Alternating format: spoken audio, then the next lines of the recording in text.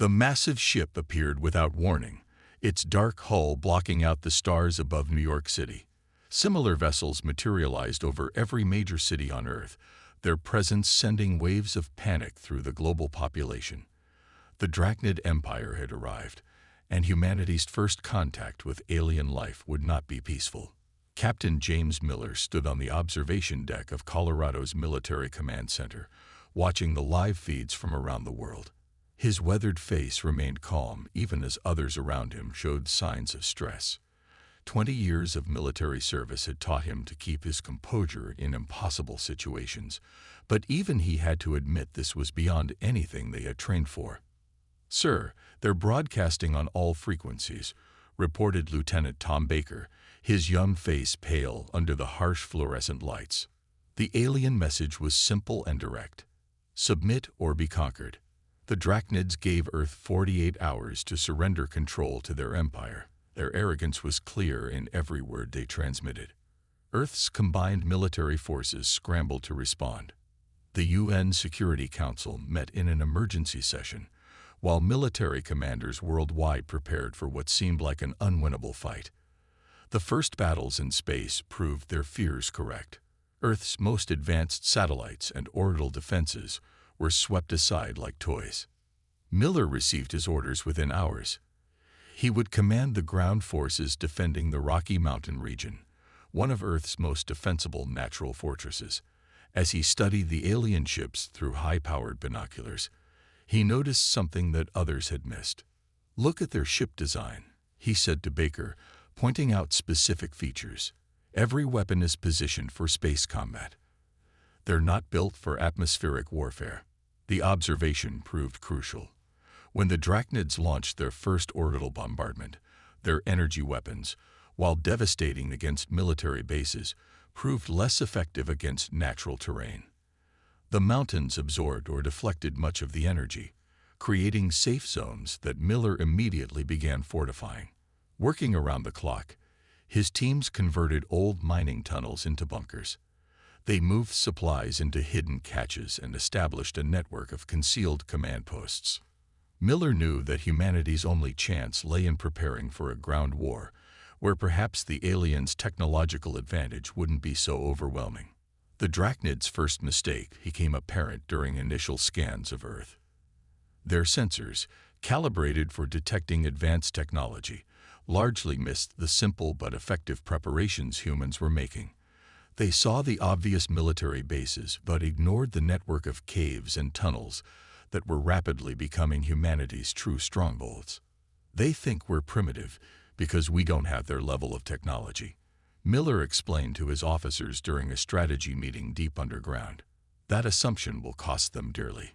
As the 48-hour deadline approached, Miller received intelligence that changed everything. The Drachnids had deployed only a small portion of their fleet to Earth, considering the planet an easy conquest. Their main forces were engaged in other conflicts across their vast empire. They'd spread themselves too thin, Miller realized, hope rising in his chest. They expect this to be an easy victory. The final hours before the deadline were spent positioning forces in ways that would appear chaotic to alien observers, but actually followed a careful plan. Miller made sure that obvious defensive positions were lightly manned, while the real strength of his forces remained hidden in positions the aliens hadn't even considered checking. When the deadline passed, Earth's answer was delivered in the form of a single missile, not aimed at the alien ships, but straight up into the atmosphere. The missile carried no warhead, just a simple message: "Come and take it." As the sun set over the Rockies that evening, Miller watched his troops make their final preparations. The young faces around him showed fear mixed with determination. They all knew the odds, but they also knew that humanity had one advantage the aliens hadn't counted on: the experience of fighting against overwhelming odds and surviving. "Remember," Miller told his officers in their final briefing, "they think this will be easy. Let's show them just how wrong they are."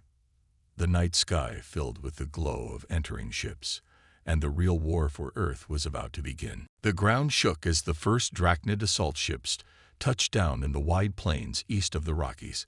Their silver hulls gleamed in the morning sun, dozens of them arranged in perfect geometric patterns that spoke of their military precision. From each ship emerged what the human defenders would later call hover tanks, sleek combat vehicles that floated 3 feet above the ground. Captain Miller watched through his binoculars from his hidden position in the mountains. The aliens' confidence was obvious in how they deployed. Straight lines, no cover, advancing as if on parade rather than entering hostile territory. "They really think this is going to be a walk in the park," whispered Baker, crouching beside Miller in their camouflaged observation post. The Drachnid forces moved with devastating initial success. Their hover tanks unleashed energy weapons that turned conventional armored vehicles into molten slag. Human military bases that stood and fought in the open were obliterated within minutes. The aliens' communications, intercepted and partially translated, spoke of an effortless pacification. But Miller and other commanders had prepared for this. The visible bases were mostly evacuated, serving as nothing more than decoys. The real human forces lay hidden, watching, learning, and waiting for the right moment to reveal that this war wouldn't be won so easily. The first sign that things weren't going as planned came when a Drachnid hover tank patrol entered a narrow mountain pass. The aliens had dismissed the primitive-looking rock slides as natural terrain features, their sensors detecting no energy signatures or modern explosives. They didn't realize that sometimes simple physics could be just as deadly as advanced technology. Miller gave the signal. Hidden teams triggered the carefully prepared rock faces. Thousands of tons of rock crashed down, not on the tanks themselves. Their energy shields could have handled that, but on the ground around them. The hover tanks, designed for smooth operation over flat terrain, suddenly found themselves trapped in a bowl of jagged boulders. Their smooth hovering became erratic as their levitation systems tried to compensate for the uneven ground.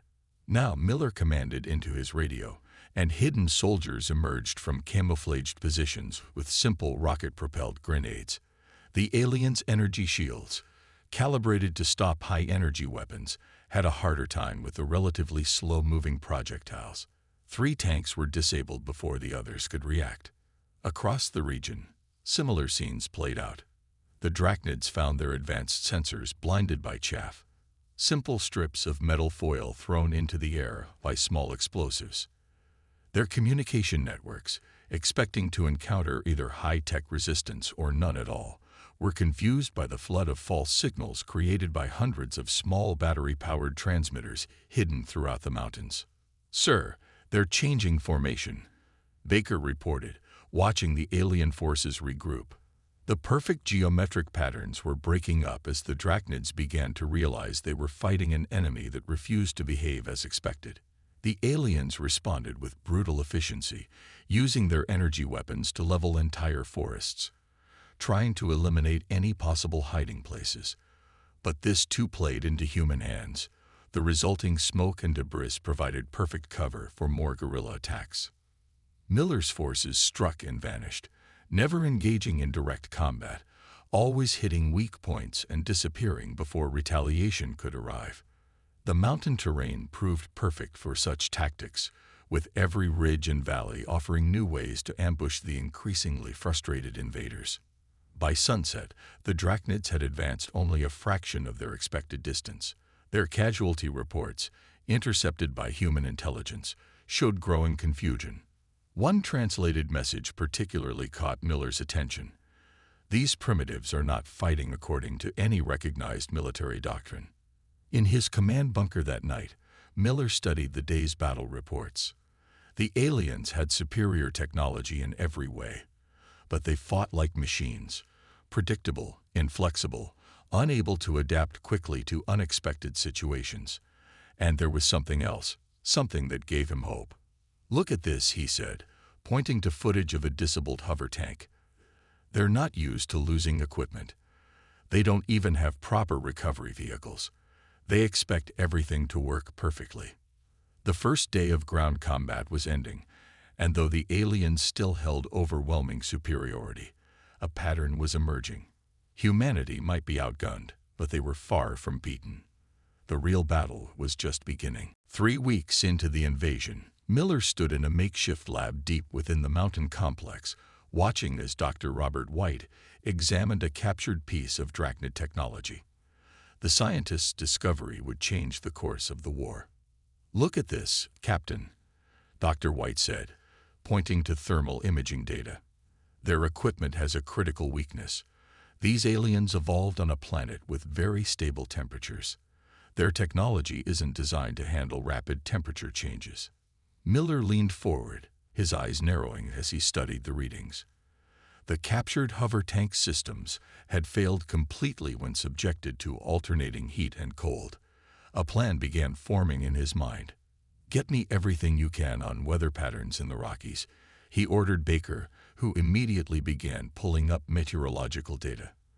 The mountains were famous for their unpredictable weather, with temperatures that could swing wildly within hours. The next morning, Miller put his new strategy into action. His forces placed heating units and liquid nitrogen containers at strategic points along a valley where Drachnid forces were expected to pass.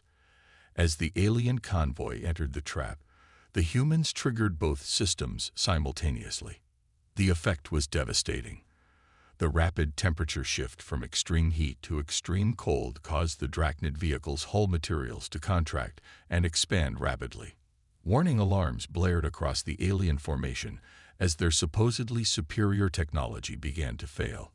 Energy weapons misfired, shield generators overloaded, and hover systems crashed. Their entire technology base is built on the assumption of environmental stability, Dr. White explained as they watched the chaos unfold. They never considered fighting in a place with such extreme weather variations. Word of this weakness spread quickly through human resistance networks. Around the world, fighters began using the environment as a weapon. In Siberia, Russian forces led alien units onto frozen lakes, then used thermal charges to create instant temperature changes that shattered both ice and alien equipment. In the Sahara, French Foreign Legion units trapped Drachnid patrols between areas of sun-baked rocks and flash-cooled zones, causing their systems to fail. Miller's forces refined these tactics further.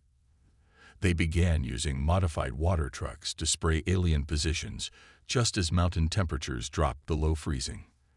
The rapid ice formation played havoc with Drachnid sensors and mobility systems. Even their personal armor proved vulnerable to these environmental attacks. They built their whole civilization around controlling their environment, Miller observed, watching another successful ambush through his binoculars. They never learned to adapt to it like we did. The humans also began combining old and new tactics. They used captured alien energy weapons, but mounted them on traditional wheeled vehicles that could handle rough terrain better than hover technology. They mixed high-tech jamming with simple tricks like mirrors to confuse alien targeting systems. In one particularly successful operation, Miller's forces used old-fashioned smoke grenades to create a temperature differential that disabled alien sensors, then attacked with conventional weapons through the blind spots. The Drachnids, unable to adapt quickly to losing their technological advantage, suffered heavy losses. "Sir, look at this," Baker called out one evening, showing Miller intercepted alien communications. The Drachnids were reporting increasing equipment failures across all combat zones. Their perfectly maintained machines were breaking down in Earth's variable conditions. The alien commanders began trying to compensate by rotating their forces more frequently and adding protective systems to their vehicles. But these measures only made their logistics more complicated and their responses slower. Every adaptation they made required more resources and reduced their combat effectiveness. "They're fighting the planet itself now," Miller said to his officers during a strategy meeting, "and Earth has had billions of years of practice at being unpredictable." By the end of the first month, the pattern of the ground war had shifted dramatically. The Drachnids still held technological superiority, but their inability to adapt to Earth's environmental conditions had cost them their momentum. Their perfect formations were breaking down, their advance had slowed to a crawl, and their casualties were mounting. The humans had found their enemy's weakness, and they were learning to exploit it with increasing effectiveness. The war was far from over, but for the first time, victory seemed possible. 2 months into the ground war, the Drachnid High Command called an emergency meeting aboard their orbiting flagship. Their initial invasion plan, designed to conquer Earth in weeks, had fallen apart. Reports from ground forces painted an increasingly grim picture. Meanwhile, on Earth, Miller studied a holographic map showing enemy positions. Red markers indicating Drachnid forces were no longer advancing in neat lines, but were scattered in defensive clusters. The aliens were learning the hard way that their standard tactics weren't working. "They're starting to bunch up," Miller observed, pointing to several concentrated enemy positions. "They're afraid to spread out anymore. They know what happens to isolated units." The past weeks had seen a dramatic shift in the war's momentum. Human forces worldwide had adopted and improved upon Miller's tactics. The Drachnids found themselves fighting not just soldiers, but entire ecosystems.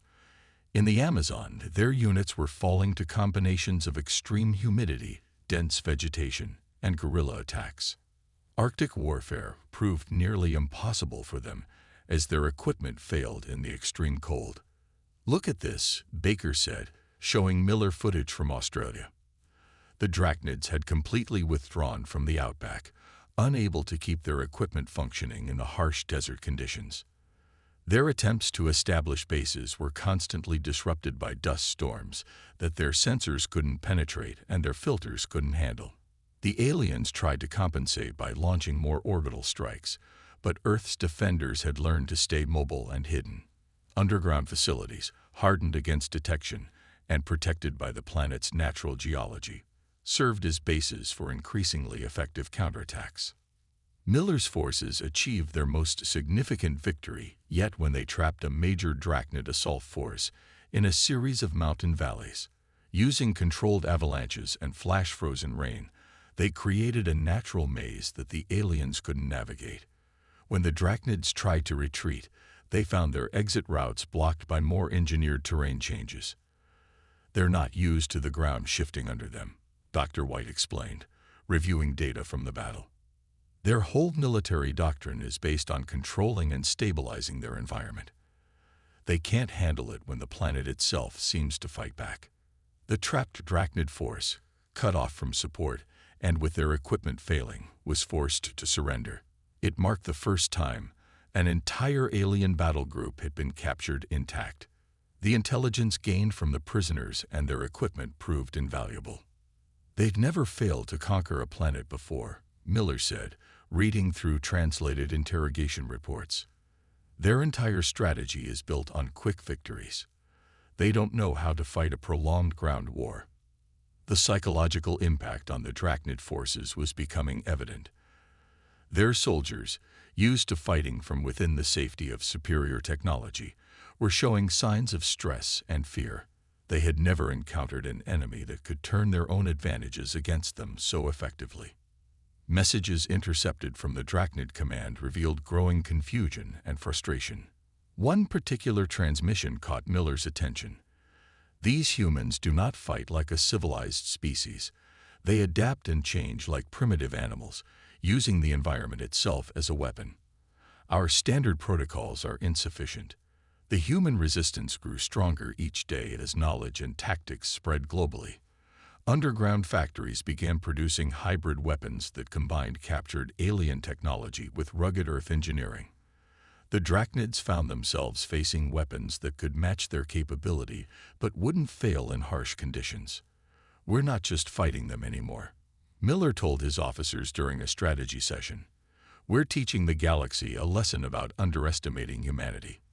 The Drachnid High Command was forced to admit that their initial assessment of Earth had been catastrophically wrong. Their reports now classified humans not as primitive natives to be conquered, but as dangerous adversaries who could turn any environment into a weapon. As the sun set over the Rockies that evening, Miller watched his troops preparing for another night operation. The fear that had gripped them during the initial invasion was gone, replaced by confidence and determination. They had learned to fight an enemy that seemed invincible and found them wanting. The turning point had come. The Drachnids were no longer fighting to conquer Earth quickly. They were fighting just to maintain their positions, and they were losing that fight. Growing desperate to regain momentum, the Drachnids launched a massive offensive against Earth's major cities. Their strategists believed that controlling urban centers would force humanity to surrender. They were about to learn another harsh lesson. Miller watched from a command center as the aliens poured resources into taking New York City.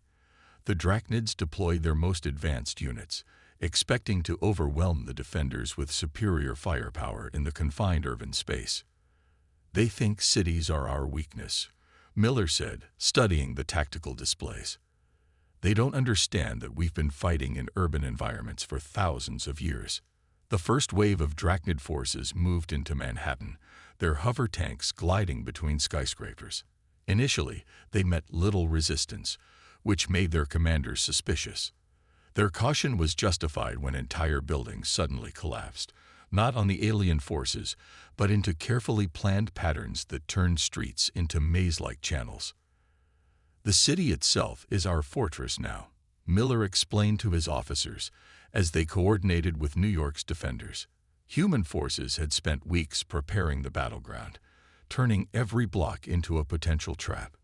The Drachnids discovered that their advanced sensors, already struggling with Earth's conditions, were nearly useless in the urban environment. The concrete and steel created endless false readings. Underground tunnels, subway systems, and service corridors allowed human defenders to appear and disappear at will. High above, Drachnid commanders watched in growing frustration as their forces were drawn deeper into the urban labyrinth. Every breakthrough led to another ambush. Every secured position became a target. Their technological advantage meant little when enemies could attack from any direction, using the city's infrastructure as both weapon and shield. "They can't tell the difference between civilians and soldiers anymore," Baker reported, showing Miller footage of Drachnid units hesitating to fire on apartment buildings. The aliens had learned that every window could hide a defender, every doorway could conceal a trap.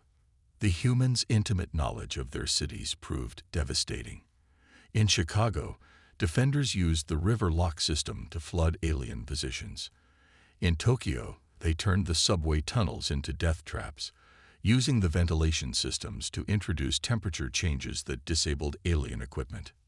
Miller received reports from London, where the ancient underground networks had been turned into a three-dimensional battlefield.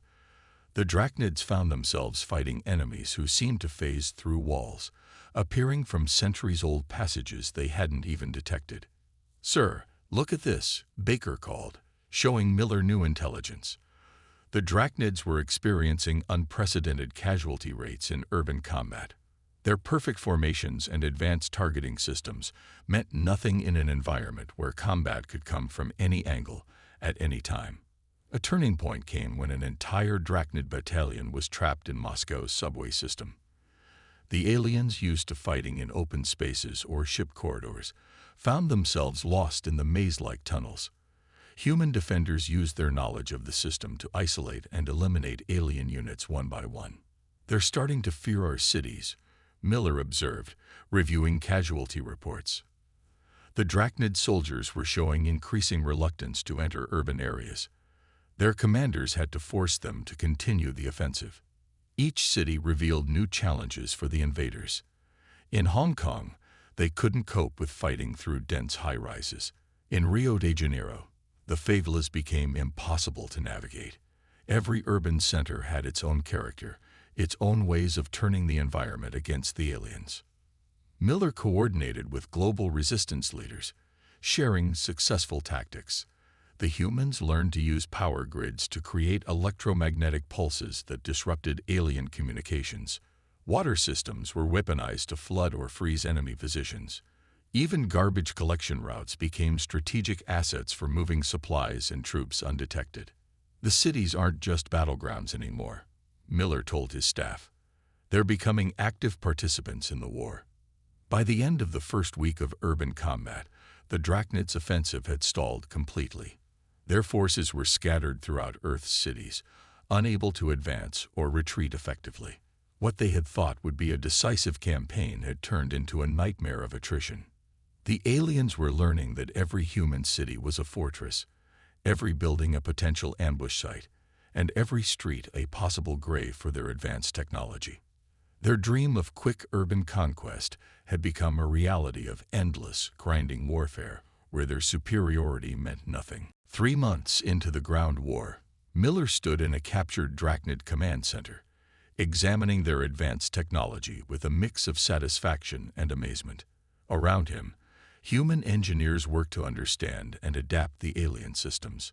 What had once seemed like magic was now becoming comprehensible. "We've cracked their shield frequency modulation," Dr. White announced, pointing to a holographic display.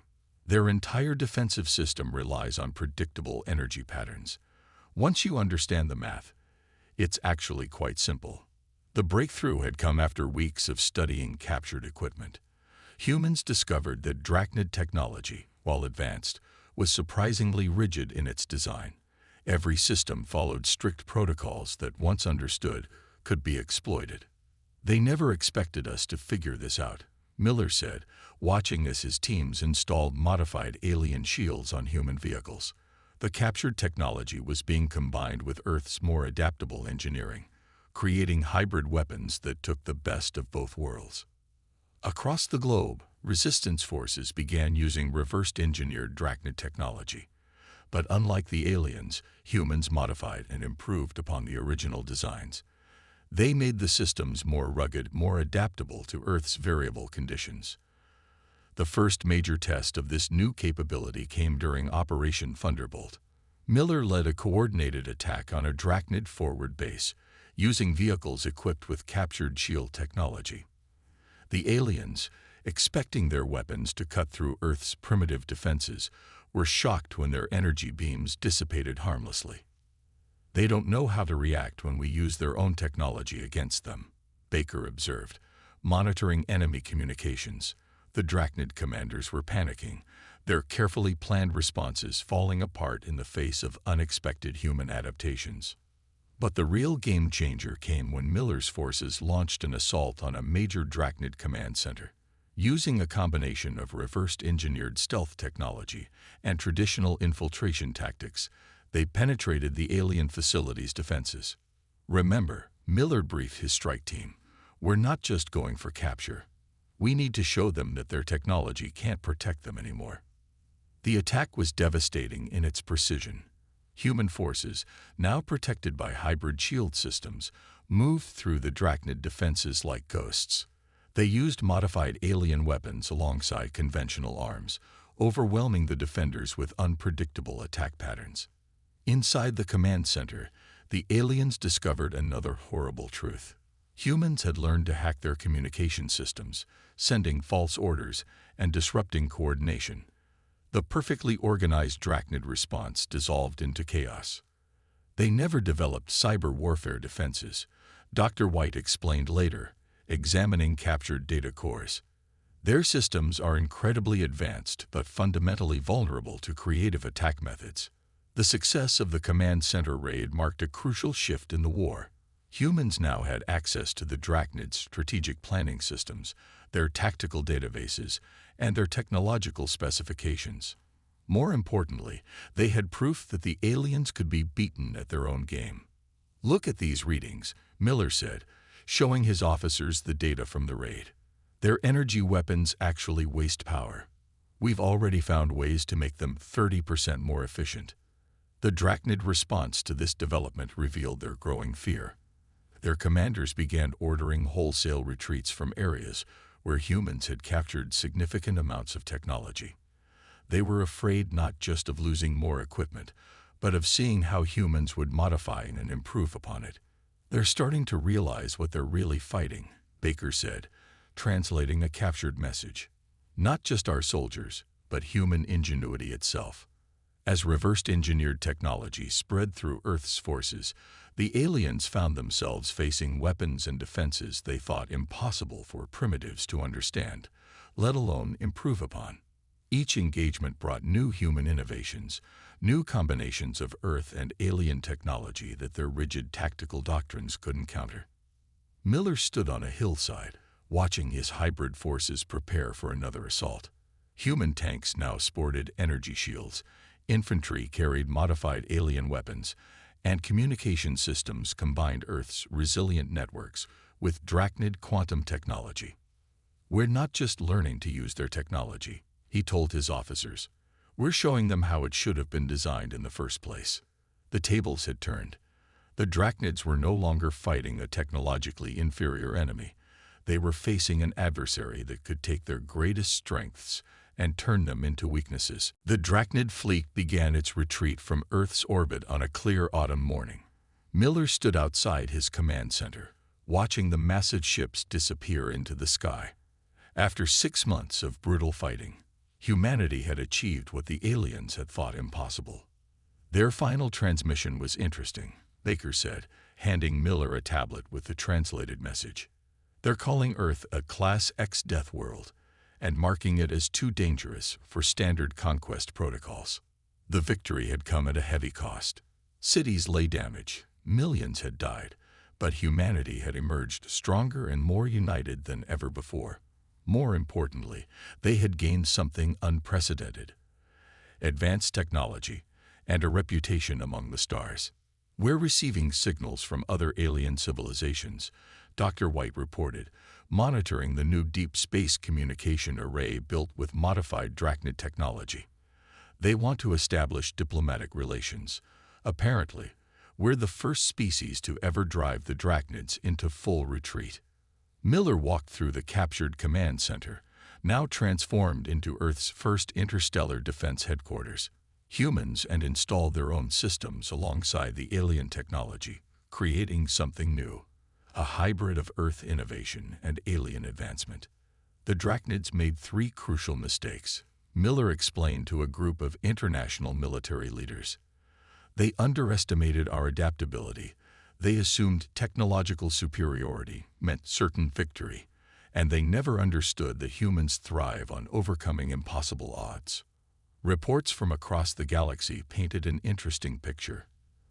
The Drachnid Empire, once thought invincible, was facing challenges from other conquered worlds inspired by Earth's resistance. Their rigid military doctrine, exposed as flawed, was undergoing its first major revision in centuries. "They're actually studying our tactics," Baker said, showing Miller intelligence from deep space monitoring. "Their military academies are using Earth's defense as a case study in adaptation and innovative warfare." The aftermath of the war brought rapid changes to Earth. Humanity now had access to faster-than-light travel, advanced energy systems, and technologies that would have seemed like magic months ago. But unlike the Drachnids, they continued to modify and improve everything they learned. "We're not just copying their technology," Dr. White explained, showing Miller the latest innovations. "We're reinventing it, making it better, more flexible, more human." The United Earth Defense Force was established, with Miller as its first commander. His experiences in leading the resistance made him the perfect choice for preparing humanity for future threats. Under his guidance, Earth's military forces began incorporating lessons from both human history and the recent war. "We need to remember what really won this war," Miller told his officers during the UEDF's first strategic meeting. "Not just the technology we captured, but our ability to adapt, to think creatively, and to never give up no matter the odds." Earth's cities were rebuilt, stronger than before, incorporating both human architecture and alien defensive systems. The subway systems that had proved so crucial in urban warfare were expanded and fortified, creating underground networks that could shelter millions if needed. The Drachnid prisoners, eventually released in a peace agreement, returned home with stories that became legendary in their empire. Tales of human ingenuity and determination spread across the galaxy, ensuring that no alien force would ever again mistake Earth for an easy conquest. "We've been invited to join the Galactic Council," Baker announced one morning, 6 months after the war's end. "Not as a primitive species to be monitored, but as equals. They're particularly interested in our unique approach to problem solving." Miller stood at the window of his new office, looking out over the rebuilt skyline of Denver. Human ships, built with hybrid technology, patrolled the skies. In the distance, a new space elevator rose into the clouds, a symbol of humanity's emergence as a spacefaring civilization. The Drachnids thought they were teaching us a lesson about power, he reflected. Instead, we taught the galaxy a lesson about humanity. We showed them that technology alone doesn't determine victory. It's the spirit of those who use it that matters most. As Earth took its place among the stars, one thing became clear to all galactic civilizations. Underestimating humans was a mistake none of them would ever make again. The species that had turned an invasion into a revolution was here to stay.